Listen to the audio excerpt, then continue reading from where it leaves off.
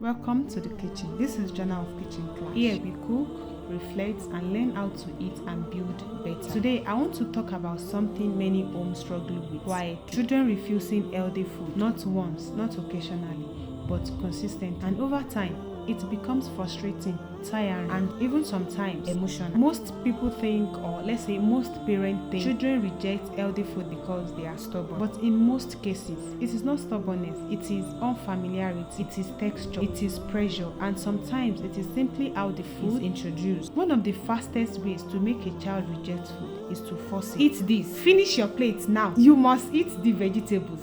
When food becomes a command, it stops feeling safe, and when something does not feel safe, children resist it, not because they don't need the food, but because they do not like how it is being given. Healthy eating for children does not grow under pressure, it grows under familiarity. A child may reject a food today and accept it by next week, not because the food changed, but because the exposure changed. Children need to see the food multiple times on the plate, in the kitchen, while it is being prepared, not forced, just present. It is something many people do not realize. Acceptance is built slowly, not instantly. Sometimes it is not the taste, it is the texture. Too soft, too rough, too mixed, too unfamiliar. For example, some children will reject vegetables in chunks, but eat the same vegetable blended into stew. That's my children. Some will reject thick part but accept a lighter consistency. That's my experience as well. So instead of removing the food completely, adjust the texture, because the goal is not just nutrition, the goal is acceptance. Children eat better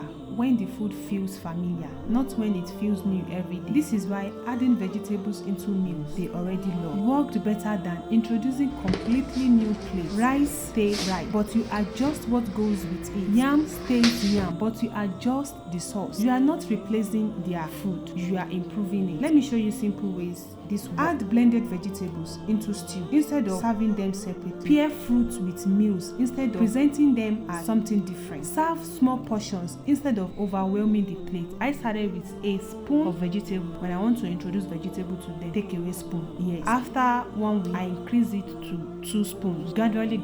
Sometimes they eat it, even up till now. Sometimes they reject it. That doesn't mean they won't continue eating it. And I also learned to make sure that the portion I'm giving them is small.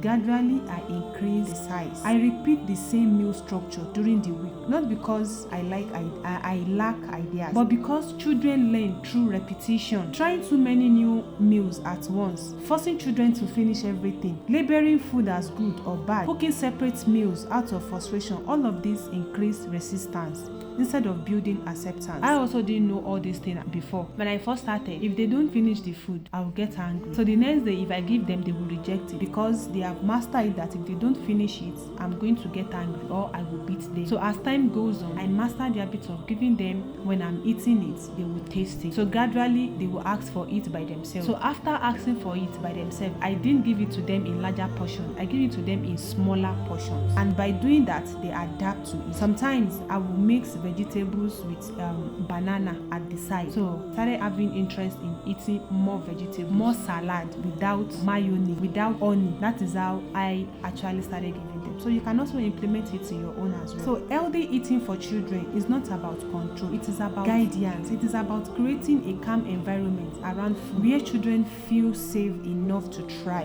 to reject, and eventually to accept. If you want a structured way to build healthy family meals and even turn your cooking into income, you can check the details in the description. And if this actually helped you, stay with me, because this is kitchen. This is a place where we learn slowly and grow consistently. Welcome to the kitchen. This is Journal of Kitchen Klatch. Cook with awareness, eat with intention.